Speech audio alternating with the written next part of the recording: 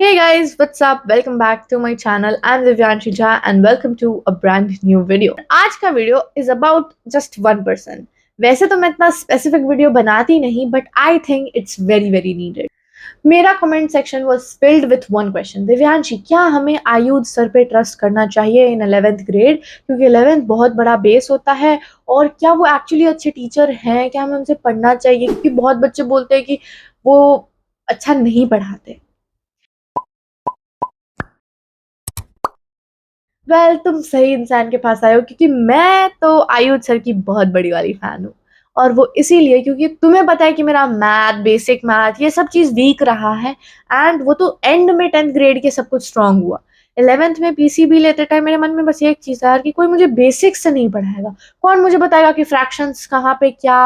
और कभी कोई क्वेश्चन में जब डीप डेरिवेशन हो तो कौन कोई छोटे मोटे टिप्स बताएगा कि ऐसे आप सोच सकते हो। And Ayush sir was that person, and he still is. He is very much hated, which I don't know why. क्योंकि क्लिप्स काटना लोगों को आता है, लोग क्लिप काटते हैं, लेकिन 1.5 घंटे का लेक्चर तो बस वही देखता है जिससे पढ़ना होता है, राइट?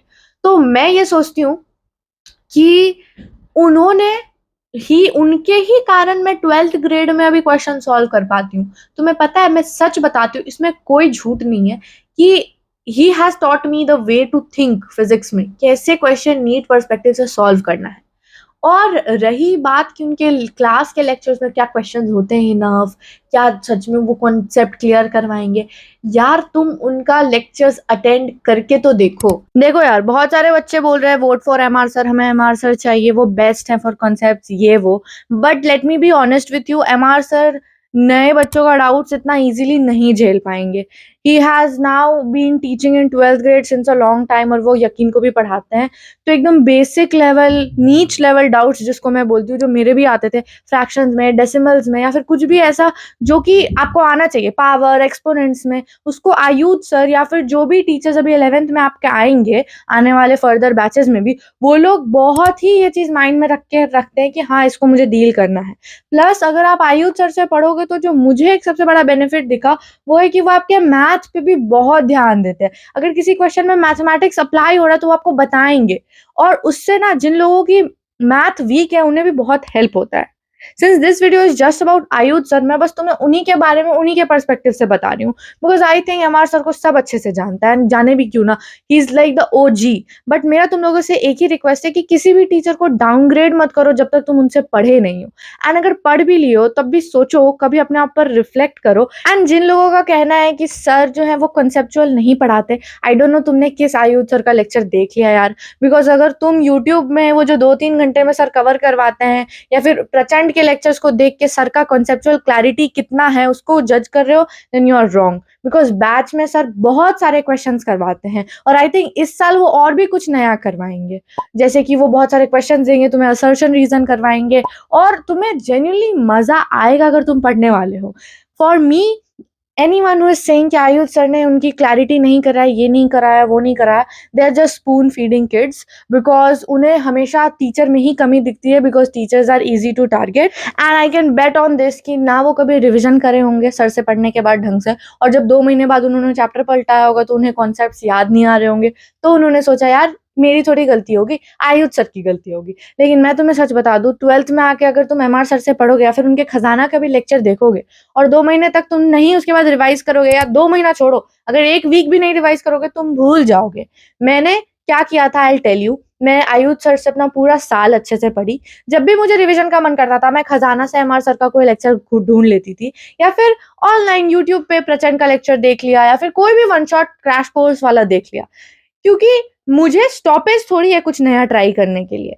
मतलब I can really try anything that I want to, but batch के साथ ही चलना है। मैं ये कभी नहीं सोची कि 2.0 के लिए रुक जाते हैं, क्या पता उसमें कोई और टीचर आ जाए। नहीं, नेवर एवर।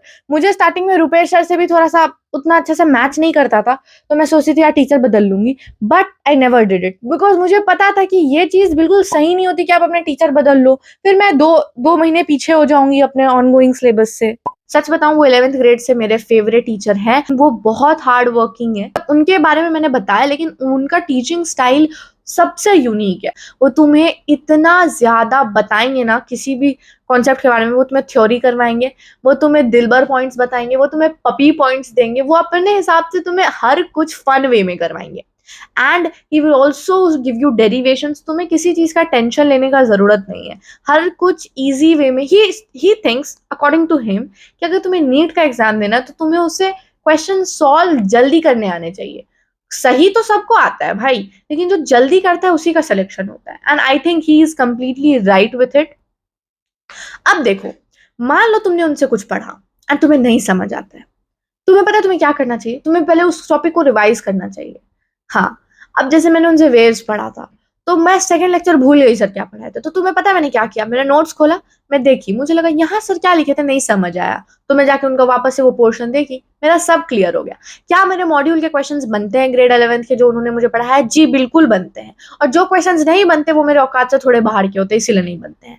अब उसको कैसे बनाएँ? उसको बनाने के लिए मुझे करना होगा ढेर सारा प्रैक्टिस। सर के क्लास के क्वेश्चंस हमेशा बनते हैं, डीपीपीज़ भी मेरे से हमेशा बनते हैं, और जो मॉड्यूल में अगर कोई क्वेश्चन नहीं बन रहा है, नहीं मुझे समझ आ रहा है कि इसमें क्या करना है, तो मैं सिंपली क्या करती हूँ, एक चीज़ जो आप लोग के पास भी होगा, एक डिवाइस बोलता है जिसको फ़ोन, उसमें होता है गूगल या चैट जीपीटी, क्वेश्चन का फ़ोटो लो, भेजो and ask it to explain it in the easiest way. मैं वो करती हूँ, मुझे आंसर मिल जाता है। यार स्मार्ट वर्क करो ना, कब तक टीचर्स तुम्हें हर कुछ स्पून फीडिंग करवाएँगे? अगर क्लास में आयु सर 50 क्वेश्चन करवाते हैं और 51 नंबर जो क्वेश्चन होता है वो तुमसे नहीं बनता है, then that's not his fault, that is completely on to you.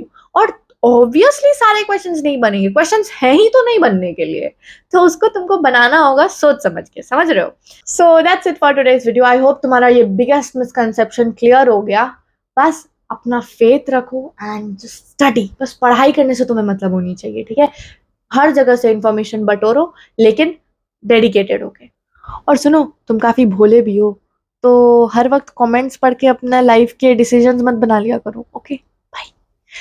और हाँ, ज़रूरी नहीं है अगर किसी को बहुत हेट मिल रहा है तो वो सच में वो डिज़र्व करता है। Sometimes people just hate on people randomly.